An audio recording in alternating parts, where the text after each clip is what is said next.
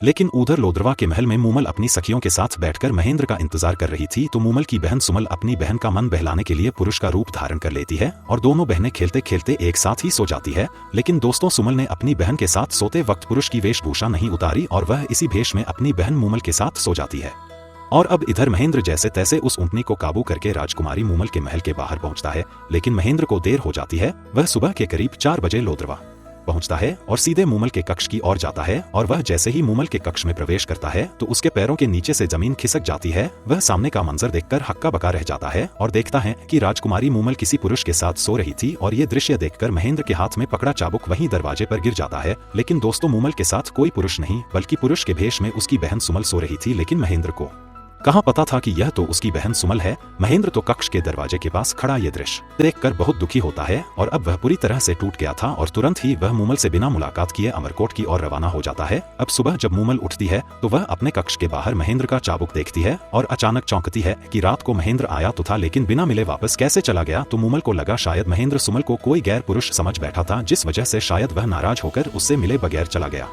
इधर अमरकोट पहुंचने के बाद महेंद्र के मन में मूमल के प्रति हीन भावना पैदा हो गई। वह जितना मूमल से प्रेम करता था उतनी ही नफरत करने लगा था और धीरे धीरे उसकी नफरत इतनी बढ़ गई कि महेंद्र ने अब ठान लिया कि वह अब कभी मूमल से नहीं मिलेगा। लेकिन दोस्तों, आगे जो इनके साथ होता है वो बड़ा ही भयानक था, बड़ा ही दुखदायक था। अब इधर मूमल महेंद्र के इंतजार में महल के दरवाजे पर अपनी नजर बिछाए महेंद्र का इंतजार करती, लेकिन महेंद्र उस दिन के बाद कभी भी लोद्रवा नहीं पहुंचा और अपनी रानियों के साथ अमरकोट में समय व्यतीत करने लगा। अब धीरे धीरे समय बीतता है लेकिन अब भी मूमल लोद्रवा में महेंद्र का इंतजार कर रही थी और मूमल की इसी चिंता के कारण उसकी खूबसूरती कम होती गई। अब इस बीच कई बार मूमल ने राजकुमार महेंद्र को खत भेजे लेकिन ये खत कभी महेंद्र तक नहीं पहुंचे। ये खत महेंद्र की रानियों तक ही सीमित हो गए और काफी समय के पश्चात राजकुमारी मूमल के सब्र की सीमा टूट जाती है और इसी के चलते राजकुमारी मूमल अपने कुछ सेवकों के साथ लोद्रवा से अमरकोट की ओर प्रस्थान करती है। और अब मूमल अमरकोट के महल के बाहर पहुंच जाती है और अपना पैगाम महेंद्र तक पहुंचाती है कि लोद्रवा की राजकुमारी मूमल उनसे मिलने खुद आई है। महेंद्र तक यह पैगाम पहुंचता है लेकिन महेंद्र को अब भी मूमल से नाराजगी थी, जिसके चलते महेंद्र पैगाम भिजवाता है कि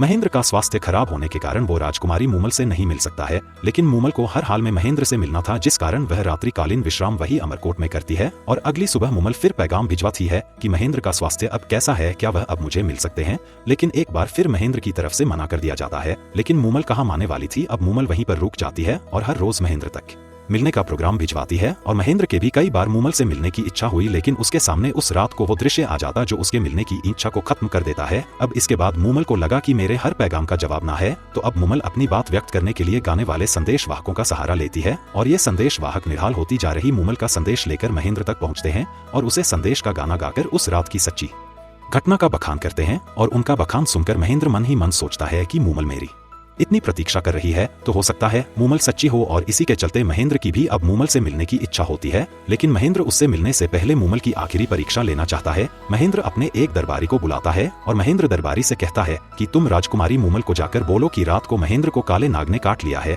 जिसके चलते महेंद्र की मृत्यु हो गई है। और अब अगली ही सुबह महेंद्र का दरबारी भागकर उस स्थान पर पहुंचता है जहां पर मूमल डेरा लगाए बैठी थी और दरबारी मूमल से रोते हुए कहता की बड़ी ही दुख भरी खबर है कि कल रात राजकुमार महेंद्र को काले नाग ने काट लिया है, जिसका राजकुमार महेंद्र की मृत्यु हो गई। और जैसे ही राजकुमारी यह बात सुनती है वह जमीन पर गिर जाती है और राजकुमारी मूमल को इस खबर से इतना बड़ा धक्का लगता है कि राजकुमारी मूमल वहीं पर अपने प्राण त्याग देती है। और दोस्तों, ये बड़ा ही दुखदायक था और वहाँ आसपास खड़े लोगों के आंखों में आंसू आ जाते हैं। और इसके बाद जब महेंद्र तक ये खबर पहुंचती है कि राजकुमारी मूमल जो आपसे इतना प्रेम करती थी, उसको जब आपकी मौत की खबर लगी तो वहीं पर उसने अपने प्राण त्याग दिए। तो दोस्तों, ये खबर सुनकर राजकुमार महेंद्र को भी सदमा लगता है कि उसकी एक परीक्षा के चलते उसको अपने प्राणों से भी ज्यादा चाहने वाली राजकुमारी मूमल ने अपने प्राण त्याग दिए। तो ये सोच सोचकर राजकुमार महेंद्र भी मूमल के लिए पागल हो जाता है और पागल होने के कारण कुछ समय बाद राजकुमार महेंद्र भी मूमल की याद में अपने प्राण त्याग देता है। तो दोस्तों, यह थी राजस्थान की वह सच्ची प्रेम कथा जिसको वर्णन करते वक्त शायद इतिहासकारों की भी आंखें नम हो गई होंगी।